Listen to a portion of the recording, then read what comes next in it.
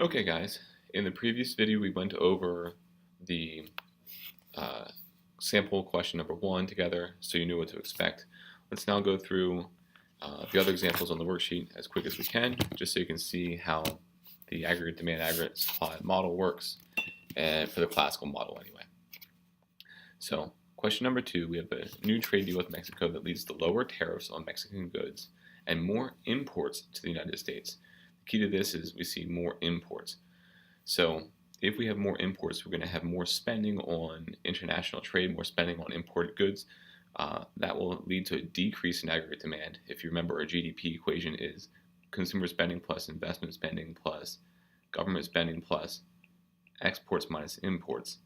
If we have an increase in spending on imports, our GDP is going to go down. And since GDP is aggregate demand, we're going to see an increase in import spending, which leads us to a decrease in aggregate demand. If we decrease aggregate demand, shift this curve to the left, we get a price level that also drops, and an output level that drops because of that. Okay, so we have an output level that drops, a price level that drops, because we have more imports coming into the United States. Question 3, the government raises minimum wages. There are two different ways to look at this, honestly. Raising minimum wages could affect consumer spending because they now have more money, or consumer confidence. So consumer confidence could go up. The other thing that this is probably asking, though, is specific to minimum wages. This is labor prices going up as well. There are other ways to ask about consumer confidence.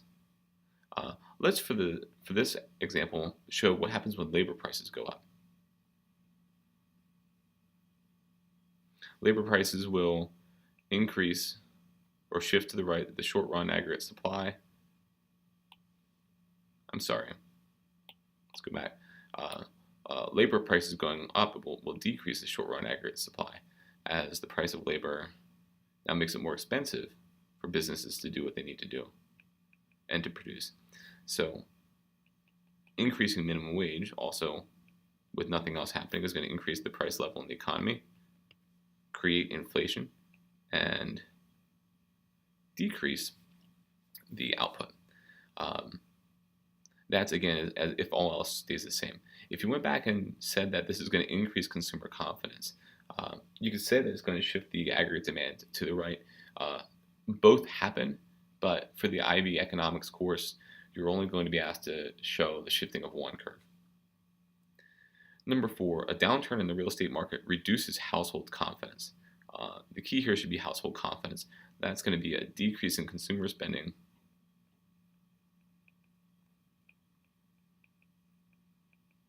any decrease in consumer spending is going to decrease aggregate demand. And as we had showed before in a previous example, decreasing aggregate demand is going to create a lower output and a price level that's also now lower if nothing else changes. Okay. Lower interest rates, number 5, makes borrowing money for capital investments more attractive. All right. Lower interest rates being the rate that banks charge for taking out a loan. This is going to be an increase in investment spending. This is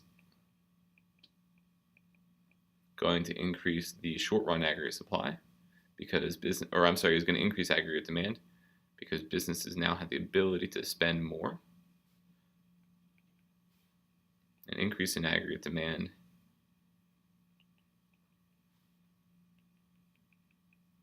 is going to increase output and also potentially, if nothing else changes, increase the price level in the economy. Number 6, the weakening value of the US dollar. And this is something, as a topic, we'll get to with exchange rates in year 2 of our economics course. But I gave you a little bit more of a hint as to what's going on here. A weakening value of the US dollar makes US goods, American goods, more attractive to foreign consumers. So we're going to see an increase in exports seeing an increase in exports. If you remember back to number 2, this is going to increase our GDP, increase our output, which is ultimately an increase in our aggregate demand. All right, so we've got a higher output level.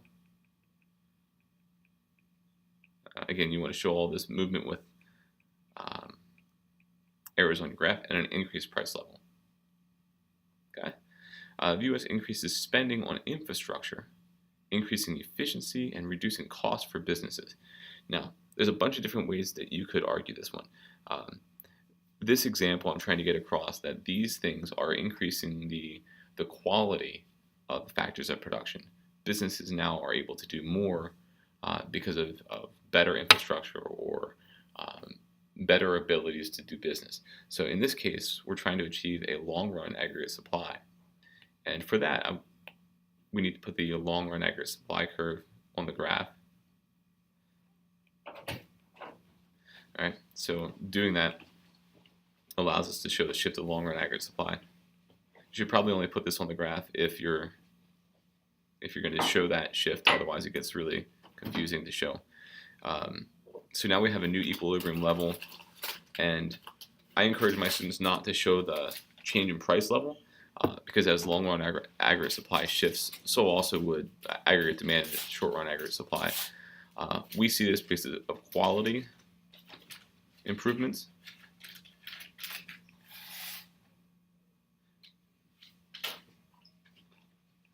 In the factors of production, that's going to increase the long-run aggregate supply. Number 8, education spending by state and federal governments is reduced. Something that happens in budget crises, limiting high-skilled workers and qualified professionals. So again, we're going to see this as a long-run example. So you have to put the long-run curve back on there.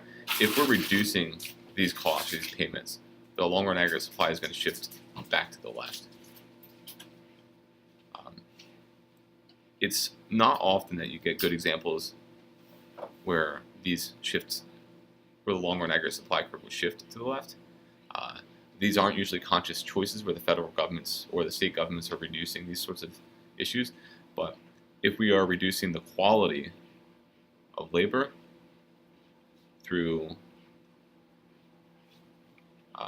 less training for workers, less training for school students, that's ultimately going to shift the long-run aggregate supply to the left, create a new equilibrium level, create a new potential level in the economy.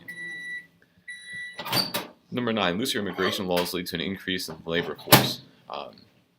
If we have more labor, again, this is a long-run example. If we have more labor, I think this is an important concept to consider. Greater labor in the marketplace is going to increase our potential output to the right. So we have a new long-run aggregate supply because we have increasing the quantity of labor. Okay, and we see a new YE1, a new output level. Again, since we're shifting the long-run aggregate supply, it's also going to shift the potential output for the country. Number 10, improvements in technology. Improvements in technology increase the productivity. So we're increasing the quality of the labor, particularly.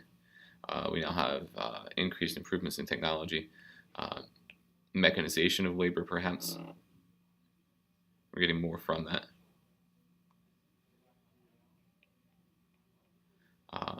The long-run aggregate supply curve now is going to shift to the right again.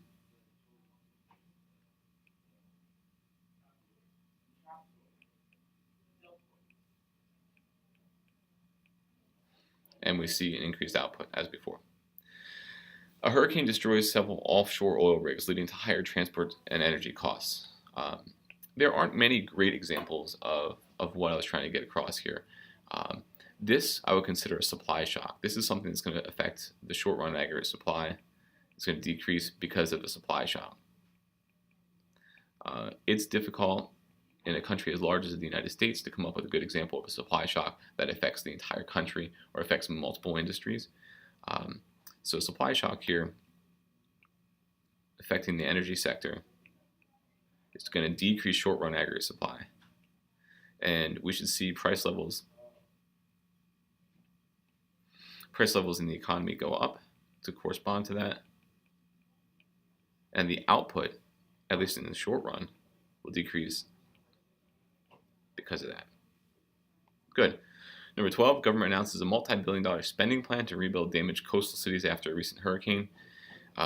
If it's government spending, and I try to use the words here specifically, this is a fiscal plan. So if it's government spending, remembering what the equation for GDP is, this is simply a good example that this should shift the aggregate demand curve to the right.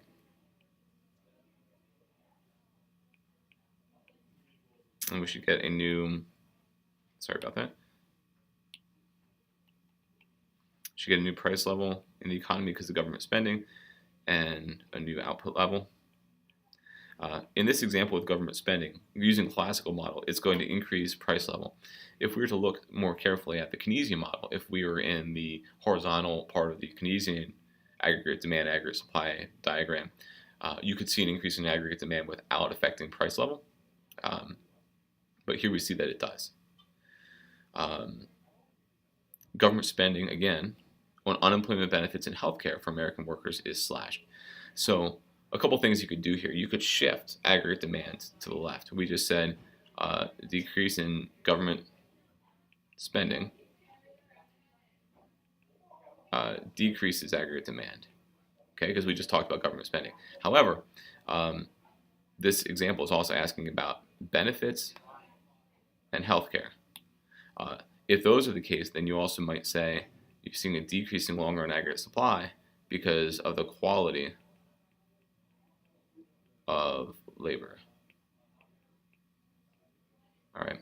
Now, if you choose to decrease aggregate demand, it's going to shift the aggregate demand curve to the left, and we're going to get an output level approximately there if you shift the curve.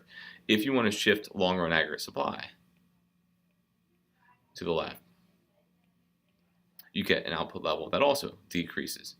So no matter which choice we make here, whether it's shifting long-run aggregate supply to the left or shifting aggregate demand to the left, we get the same output level, the same result for output level.